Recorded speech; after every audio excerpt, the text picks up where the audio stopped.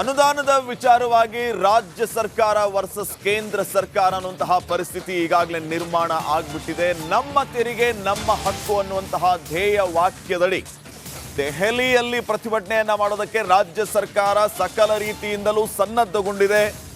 ದೆಹಲಿಯಲ್ಲಿ ಕೇಂದ್ರ ರಾಜ್ಯ ಸರ್ಕಾರ ತೆರಿಗೆ ಸಮರವೂ ಕೂಡ ಈಗಾಗಲೇ ಯಾವ ಹಂತವನ್ನ ತಲುಪಿದೆ, ವೇದಿಕೆಯೂ ಕೂಡ ಸಿದ್ಧಗೊಂಡಿದೆ.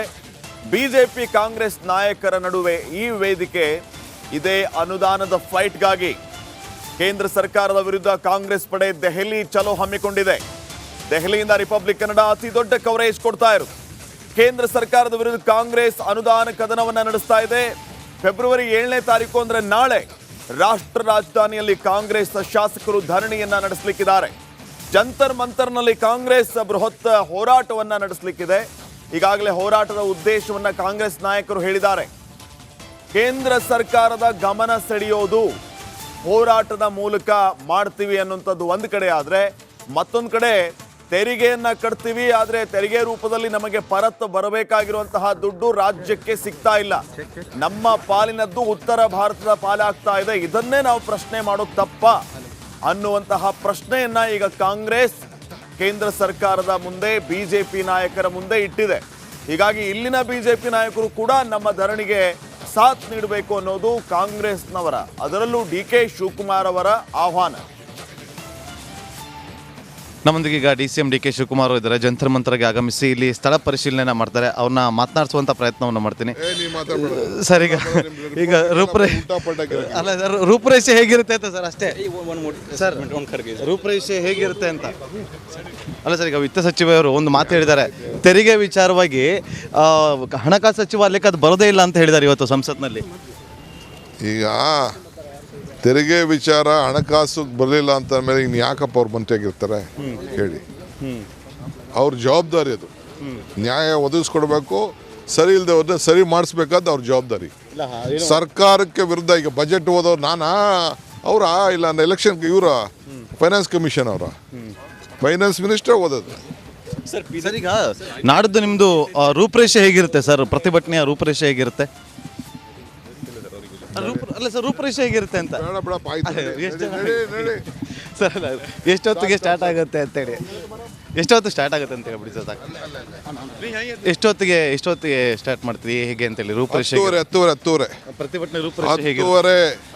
ಯಾರ್ಯಾರಿಗೆ ಇನ್ವೈಟ್ ಮಾಡಿದ್ರೆ ಸರ್? ಎಲ್ಲ ಶಾಸಕರಿಗೆ, ಬಿಜೆಪಿ ಅವ್ರಿಗೆ ಬರೋದಕ್ಕೆ ಕೇಳಿದ್ರೆ ಸರ್, ಎಂ ಪಿಗಳಿಗೆ ಎಲ್ಲರಿಗೂ, ಬಿಜೆಪಿ MP, ಜನತಾದಳ MP, ಬಿಜೆಪಿ ಬರ್ತಾರೇನೋ ವಿಶ್ವಾಸ ಇದೆಯಾ ಸರ್? ಯಾಕಂದರೆ ಕನ್ನಡಿಗರಿಗೆ ಅನ್ಯಾಯ ಆಗ್ತಿದೆ ಅಂತೇಳಿ ಧ್ವನಿ ಎತ್ತಿದಂಥವರು ಡಿ.ಕೆ. ಸುರೇಶ್ ಅವರು. ಈಗ ಎಲ್ಲ ಸಂಸದರು ಬರಬೇಕು ಅಂತ ಹೇಳ್ತಿದ್ದೀರಿ, ಬರ್ತಾರೇನೋ ವಿಶ್ವಾಸ ಇದೆಯಾ ಎಲ್ಲ ಸಂಸದರು? ಓಕೆ, ಇದಾಗಿತ್ತು ಡಿ.ಸಿ.ಎಂ ಡಿ.ಕೆ. ಶಿವಕುಮಾರ್ ಅವರ ಮಾತು. ಕ್ಯಾಮ್ರಾ ಪರ್ಸನ್ ನೀರಜ್ ಜೊತೆ ನಾಗೇಂದ್ರ ಬಾಬು, ನವದೆಹಲಿ, ರಿಪಬ್ಲಿಕ್ ಕನ್ನಡ. ನಾನು ಮೊದಲಿಗೆ ತಮ್ಮಲ್ಲಿ ಮನವಿ ಮಾಡ್ತಕ್ಕಂಥದ್ದು, ನನ್ನ ಸ್ಟೇಟ್ಮೆಂಟು ತಮ್ಮ ಹತ್ರ ಇದೆ. ನನ್ನ ಸ್ಟೇಟ್ಮೆಂಟನ್ನು ಯಾರು ನನ್ನ ಸ್ಟೇಟ್ಮೆಂಟನ್ನು ವಿರುದ್ಧವಾಗಿ ಮಾತುಗಳನ್ನು ಆಡ್ತಾ ಇದ್ದಾರೆ ಅವರಿಗೆ ಆ ಸ್ಟೇಟ್ಮೆಂಟನ್ನು ಮತ್ತೆ ತಿರುಗಿಸಿ ತೋರಿಸಿ. ನಾನು ಕರ್ನಾಟಕಕ್ಕೆ ಆಗ್ತಾ ಇರ್ತಕ್ಕಂಥ ಅನ್ಯಾಯ, ಅದರಲ್ಲೂ ವಿಶೇಷವಾಗಿ ಹಣಕಾಸಿನ ಕೊರತೆಯನ್ನು ಏನು ನಾವು ಎದುರಿಸಬೇಕಾಗಿದೆ, ನಮ್ಮ ಪಾಲು ತೆರಿಗೆಯ ಪಾಲನ್ನು ಏನು ಕೇಂದ್ರ ಸರ್ಕಾರ ನಿರಾಕರಿಸ್ತಾ ಇದೆ, ಆ ವಿಚಾರವಾಗಿ ನಾನು ಕೆಲವೊಂದು ಗಂಭೀರವಾದಂಥ ವಿಚಾರಗಳನ್ನು ಹೇಳಿದ್ದೇನೆ. ಇದು ನಮ್ಮ ರಾಜ್ಯಕ್ಕೆ ಮಾತ್ರ ಅಲ್ಲ, ದಕ್ಷಿಣ ಭಾರತದ ಎಲ್ಲ ರಾಜ್ಯಗಳಿಗೂ ಕೂಡ ಇದು ಈ ರೀತಿಯ ಸಮಸ್ಯೆ ಆಗ್ತಾ ಇರೋದ್ರಿಂದ ದಕ್ಷಿಣ ಭಾರತದಲ್ಲಿ ಮುಂದಿನ ದಿನಗಳಲ್ಲಿ ಕೂಗು ಹೇಳೋ ಸಾಧ್ಯತೆ ಇದೆ. ಇದನ್ನು ಸರಿಪಡಿಸ್ಕೋಬೇಕು ಅಂತಕ್ಕಂಥ ಎಚ್ಚರಿಕೆಯ ಮಾತನ್ನು ಹೇಳಿದ್ದೇನೆ. ನಾನು ಭಾರತೀಯನಾಗಿ, ಒಬ್ಬ ಸಂಸತ್ ಸದಸ್ಯನಾಗಿ, ಭಾರತೀಯ ರಾಷ್ಟ್ರೀಯ ಕಾಂಗ್ರೆಸ್ ಪಕ್ಷದ ಒಬ್ಬ ಸದಸ್ಯನಾಗಿ ನಾನು ರಾಷ್ಟ್ರ ರಾಜಧಾನಿಗೆ ಒಬ್ಬೊಬ್ಬರೇ ಕಾಂಗ್ರೆಸ್ ನಾಯಕರು ಲಗ್ಗೆ ಇಡ್ತಿದ್ದಾರೆ. ಕಾರಣ ನಾಳೆ ತೆರಿಗೆ ವಿಚಾರಕ್ಕೆ ಸಂಬಂಧಪಟ್ಟಂತೆ ರಾಜ್ಯಕ್ಕೆ ಆಗ್ತಾ ಇರುವ ಅನ್ಯಾಯದ ವಿಚಾರವನ್ನ ಮುಂದಿಟ್ಟುಕೊಂಡು ಕೇಂದ್ರ ಸರ್ಕಾರದ ವಿರುದ್ಧ ಕಾಂಗ್ರೆಸ್ ನಾಯಕರು ಪ್ರತಿಭಟನೆ ನಡೆಸುತ್ತಿದ್ದಾರೆ. ಈ ಎಲ್ಲದರ ನಡುವೆ ಡಿ.ಕೆ. ಬ್ರದರ್ಸ್ ಕೂಡ ದೆಹಲಿಗೆ ಆಗಮಿಸಿದ್ದಾರೆ. ಈ ಕುರಿತ ಒಂದು ರಿಪೋರ್ಟ್ ಇಲ್ಲಿದೆ ನೋಡಿ.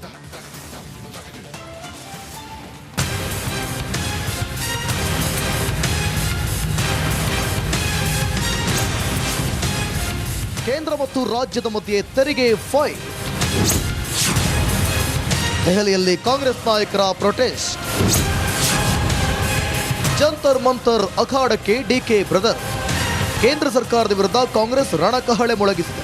ಫೆಬ್ರವರಿ 7ರಂದು ರಾಷ್ಟ್ರ ರಾಜಧಾನಿಯಲ್ಲಿ ಪ್ರೊಟೆಸ್ಟ್ ನಡೆಸೋಕೆ ಅಖಾಡ ಅಣಿಯಾಗಿದೆ. ಇದರ ಬೆನ್ನಲ್ಲೇ ದೆಹಲಿ ಜಂತರ್ ಮಂತರ್ಗೆ ಭೇಟಿ ನೀಡಿದ ಡಿಕೆ ಶಿವಕುಮಾರ್ ಸ್ಥಳ ಪರಿಶೀಲನೆ ನಡೆಸಿದರು.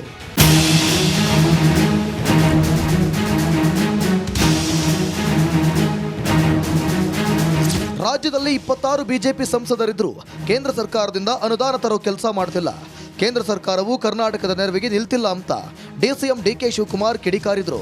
26 ಜನ MP ಇದ್ರು ಅವ್ರ ಹತ್ರ, ಈಗ 27 ಆಗ್ಬಿಟ್ಟವ್ರೆ.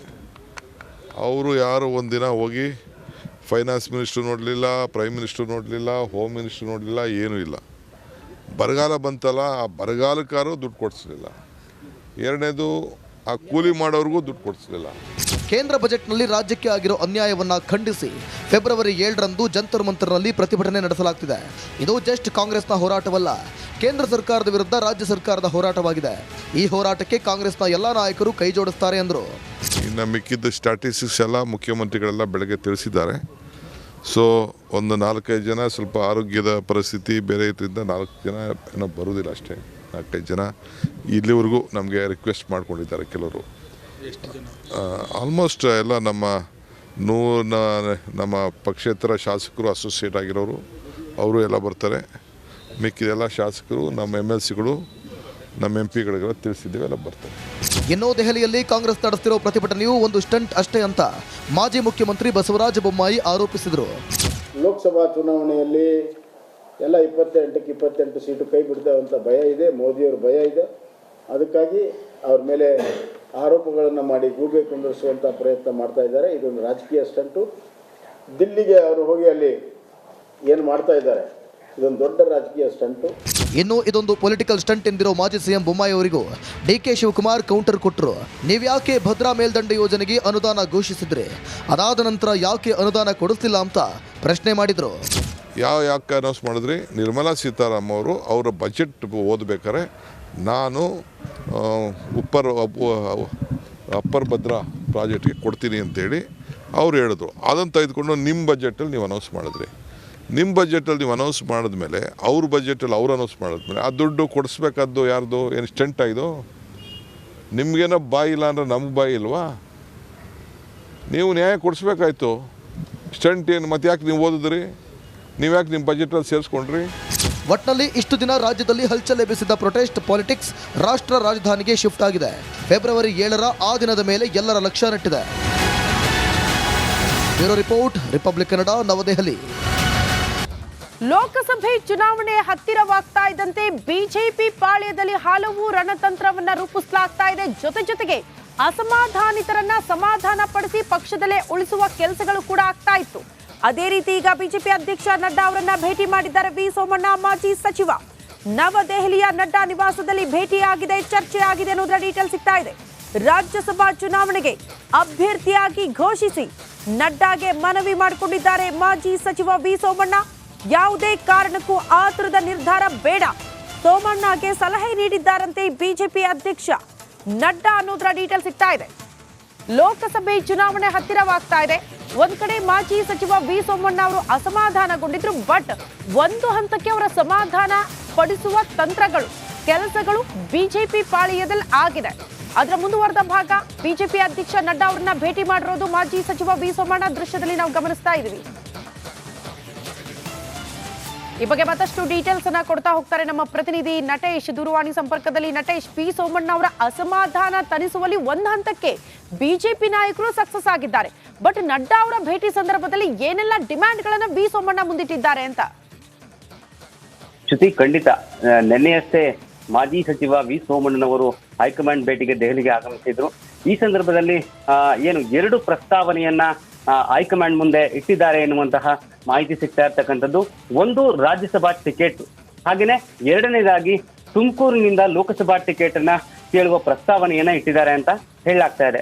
ಈಗಾಗಲೇ ಏನು ಬಿಜೆಪಿ ಹೈಕಮಾಂಡ್ ಕರ್ನಾಟಕದ ಎಲ್ಲಾ ರೀತಿಯ ಒಂದು ಡ್ಯಾಮೇಜ್ ಗಳನ್ನ ಕಂಟ್ರೋಲ್ ಮಾಡುವ ನಿಟ್ಟಿನಲ್ಲಿ ಸಾಕಷ್ಟು ಪ್ರಯತ್ನಗಳನ್ನ ಮಾಡ್ತಾ ಇದೆ ಅಂತಾನೆ ಹೇಳ್ಬೋದು. ಯಾಕಂದ್ರೆ ಬಹಳ ಪ್ರಮುಖವಾಗಿ ಇವರ ಒಂದು ಪ್ರಸ್ತಾವನೆಗೆ ಒಪ್ಪಿಕೊಂಡ ರೀತಿಯಲ್ಲಿ ಕಾಣ್ತಾ ಇದೆ ಅಂತಾನೆ ಹೇಳಲಾಗ್ತಾ ಇದೆ. ಯಾಕಂದ್ರೆ ಒಂದು ಡ್ಯಾಮೇಜಿಂಗ್ ಕಂಟ್ರೋಲ್ ಅನ್ನ ಮಾಡುವ ನಿಟ್ಟಿನಲ್ಲಿ ಕಳೆದ 1 ತಿಂಗಳಿಂದ 3 ಬಾರಿ ವಿ ಸೋಮಣ್ಣವರು ಹೈಕಮಾಂಡ್ ಭೇಟಿಗೆ ಬಂದಿರತಕ್ಕಂಥದ್ದು. ಅಂದ್ರೆ ನಿನ್ನೆ ಸಂಜೆ 7 ಗಂಟೆಗೆ ಸಮಯವನ್ನ ನಿಗದಿ ಮಾಡಿ ನಂತರದಲ್ಲಿ ಜೆ.ಪಿ. ನಡ್ಡಾ ಅವರನ್ನ ಭೇಟಿ ಮಾಡ್ತಾರೆ. ಜೊತೆಗೆ ಪ್ರಹ್ಲಾದ್ ಜೋಶಿ ಅವರು ಕೂಡ ಇರ್ತಕ್ಕಂಥದ್ದು.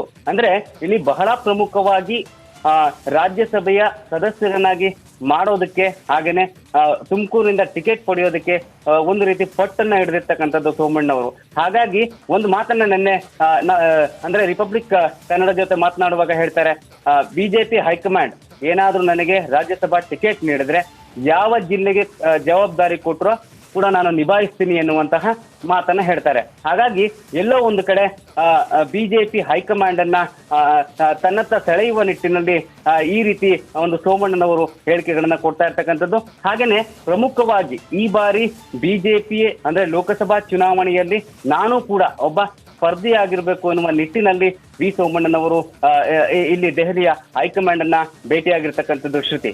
ಓಕೆ ನಟೇಶ್, ಧನ್ಯವಾದಗಳು ತಮ್ಮೆಲ್ಲ ಮಾಹಿತಿಗೆ. ಕರಾವಳಿಯ ಹಿಂದುತ್ವದ ಫೈರ್ ಬ್ರ್ಯಾಂಡ್ ಅಂತ ಕರೆಸಿಕೊಳ್ಳುವಂತಹ ಅರುಣ್ ಪುತ್ತಿಲ ಬಿಜೆಪಿ ಸೇರ್ಪಡೆಯ ವಿಚಾರವಾಗಿ ಬಿಜೆಪಿಗೆ ಡೆಡ್ ಲೈನ್ ಅನ್ನ ಕೊಟ್ಟಿದ್ದಾರೆ. ಅಧ್ಯಕ್ಷನನ್ನಾಗಿಯೇ ನನ್ನನ್ನ ಪಕ್ಷಕ್ಕೆ ಬರಮಾಡಿಕೊಳ್ಳಬೇಕು ಅನ್ನುವಂತಹ ಷರತ್ತು ಕೂಡ ಇಟ್ಟಿದ್ದಾರೆ. 3 ದಿನದಲ್ಲಿ ಬಿಜೆಪಿಯ ಮಂಡಲ ಅಧ್ಯಕ್ಷ ಸ್ಥಾನವನ್ನ ನೀಡಬೇಕು, ಇಲ್ಲ ಅಂತಂದ್ರೆ ನನ್ನ ದಾರಿ ನನಗೆ, ನನ್ನ ಮುಂದಿನ ನಡೆ ಏನು ಅನ್ನೋದ್ರ ಬಗ್ಗೆ ನಿರ್ಧಾರ ಮಾಡ್ತೀನಿ ಅಂತ. ಕಳೆದ ವಿಧಾನಸಭೆ ಚುನಾವಣೆಯ ಮೂಲಕ ಸಾಕಷ್ಟು ಸದ್ದು ಮಾಡಿದವರು ಇದೇ ಅರುಣ್ ಪುತ್ತಿಲ. ಈಗ ಲೋಕಸಭೆ ಚುನಾವಣೆ ಹತ್ತಿರವಾಗ್ತಾ ಇದ್ದಂತೆ ಬಿಜೆಪಿಗೆ ಈ ರೀತಿಯ ಡೆಡ್ ಲೈನ್ ಕೊಟ್ಟಿದ್ದಾರೆ. ಲೋಕಸಭೆ ಚುನಾವಣೆಗೆ ಸ್ಪರ್ಧಿಸ್ತೀನಿ ಅಂತ ಪುತ್ತಿಲ ರಿಪಬ್ಲಿಕ್ ಕನ್ನಡಕ್ಕೆ ತಿಳಿಸಿದ್ದಾರೆ.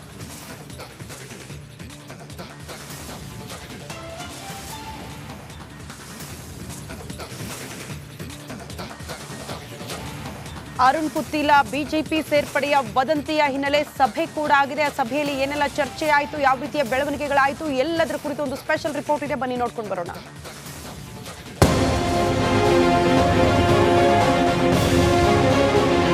ವಿಧಾನಸಭಾ ಚುನಾವಣೆ ಬಳಿಕ ಪುತ್ತಿಲ ಪರಿವಾರ ಕರಾವಳಿಯಲ್ಲಿ ಬಿಜೆಪಿ ವಿರುದ್ಧ ಸಿಡಿದು ನಿಂತ ಅಪ್ಪಟ ಹಿಂದೂ ಸಂಘಟನೆ. ದಕ್ಷಿಣ ಕನ್ನಡ ಜಿಲ್ಲೆ ಪುತ್ತೂರು ವಿಧಾನಸಭಾ ಚುನಾವಣೆಯಲ್ಲಿ ಪುತ್ತೂರು ಕ್ಷೇತ್ರದ ಟಿಕೆಟ್ ತಪ್ಪಿದಾಗ ಬಿಜೆಪಿ ವಿರುದ್ಧ ತೊಡೆತಟ್ಟಿ ಸೋತ್ರು ಪುತ್ತಿಲ ಪರಿವಾರ ಸಂಘಟಿಸಿ ಸಂಚಲನ ಮೂಡಿಸಿದವರು ಅರುಣ್ ಕುಮಾರ್ ಪುತ್ತಿಲ. ಲೋಕಸಮರ ಹತ್ತಿರವಾಗ್ತಿದ್ದಂತೆ ಅರುಣ್ ಕುಮಾರ್ ಪುತ್ತಿಲ ಮರಳಿ ಮಾತೃ ಪಕ್ಷಕ್ಕೆ ಸೇರ್ಪಡೆ ಬಗ್ಗೆ ಚರ್ಚೆ ನಡೆಯುತ್ತಿದೆ. ಆದರೆ ಯಾವುದೇ ತಾರ್ಕಿಕ ಅಂತ್ಯ ಕಾಣ್ತಿಲ್ಲ. ಹೀಗಾಗಿ ಪುತ್ತಿಲ ಪರಿವಾರ ಬೃಹತ್ ಸಮಾಲೋಚನಾ ಸಭೆ ಮಾಡಿ ಬಿಜೆಪಿಗೆ 3 ದಿನಗಳ ಗಡುವು ನೀಡಿದೆ. 3 ದಿನಗಳ ಒಳಗೆ ಪುತ್ತೂರು ಗ್ರಾಮಾಂತರ ಮತ್ತು ನಗರ ಮಂಡಲ ಒಟ್ಟು ಸೇರಿಸಿ ಅಧ್ಯಕ್ಷ ಸ್ಥಾನ ನೀಡಬೇಕೆಂಬುದು ಷರತ್ತು ವಿಧಿಸಿದೆ. ಇನ್ನು ಪುತ್ತಿಲ ಪರಿವಾರದ ಷರತ್ತಿಗೆ ಒಪ್ಪದೇ ಇದ್ದಲ್ಲಿ ಚುನಾವಣಾ ರಾಜಕೀಯಕ್ಕೆ ಧುಮುಕೋದಾಗಿ ಎಚ್ಚರಿಕೆ ನೀಡಿದೆ. ಯಾವುದೇ ಕಾರಣಕ್ಕೂ ಕ್ಷಮೆ ಕೇಳಿ ಪುತ್ತಿಲ ಪರಿವಾರ ವಿಸರ್ಜಿಸಿ ಸೇರ್ಪಡೆ ಆಗುವುದಿಲ್ಲ. ವಿಲೀನಗೊಳಿಸಿ ಪುತ್ತಿಲ ಪರಿವಾರದ ಚಟುವಟಿಕೆ ಮುಂದುವರಿಯುತ್ತದೆ ಅಂತ ಅರುಣ್ ಕುಮಾರ್ ಪುತ್ತಿಲ ಹೇಳಿದ್ದಾರೆ.